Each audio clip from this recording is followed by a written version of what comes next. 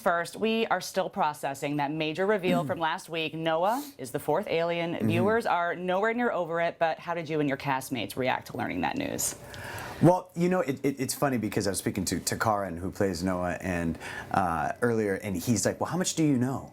And I was like, well, I kind of know everything. Like, you know, he said, no, but about the villains. And this was like around episode 2. And so he wouldn't even tell me at the time. But he knew. So he knew, yes. But he was just very like, well, how much do you know? And I think he didn't want to reveal to me that he'd be the fourth alien, but he kept hinting that there was another alien. And so finding it that it was him, I mean, was just such a major twist. And especially because knowing Isabel and Noah together, and seeing how this is going to play out in the next 2 episodes is going to be interesting. Yeah, a whole added dynamic to their relationship for sure. Yes, to say the least. Yes, to say the least. So was he just walking on eggshells around you guys for that whole time? With me, I feel like he was a little bit. Yeah, I think I was just kind of playing it cool for a bit. Yeah, and then Nice. And then when it come to find out that, you know, well, who's this alien? Because we always had a feeling that there'd be more aliens. We just didn't know who it was going to be, and so he kept the secret pretty well. So now that we know, how is this information going to impact the rest of the season? We're starting to wind things down. Where do we pick up next? Well, I think you know, these next 2 episodes for Kyle, I think he's headed to this place called Caulfield, which is a very mysterious building that has a lot of information inside of it. And so I think between him and Alex and Michael Guerin going in there and figuring out what's going on in this building and who's in there, if there is anybody, why are they there? I mean, I can tease it only so much, but that's Any drop of tea you can spill. Yeah, is more than welcome. any spillage of tea, yes. Caulfield is a big reveal for Kyle.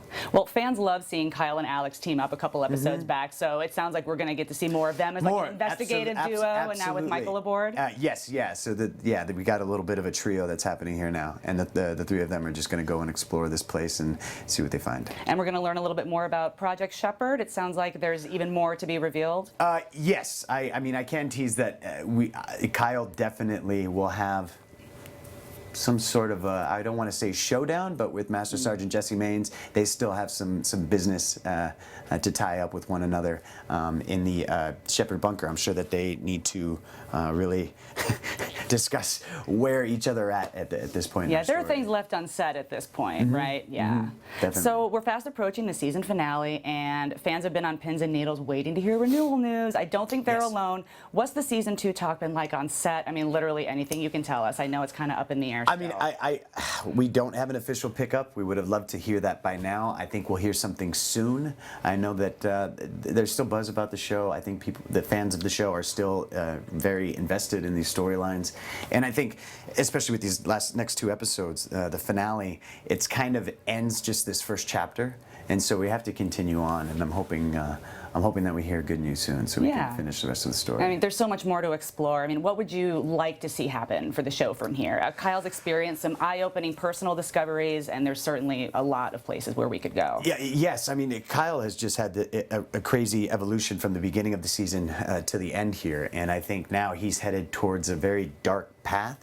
After all the information that he's gathered about these aliens and Project Shepherd and the truth about his father, is he really the person that he thought he was growing up? And so all of that weight is on his shoulders, and so we finally see him kind of crumble into pieces in our season finale, and so I'd like to see that carry on into season 2. And pick those pieces back up, right? In some capacity, yes. Yeah. Yes. You know, Kyle walks that line between protagonist and antagonist a little bit. He's not a hero, but he's not a villain. We know he wasn't the nicest guy back in high school, but tell us about how his journey that he's been on this season, what he's learned about his family, his community, and how his past wasn't what he thought it was, how that's helped round him out as a person. Oh gosh, I think he's just been challenged. He's been really challenged because he wants to be there for his family and friends.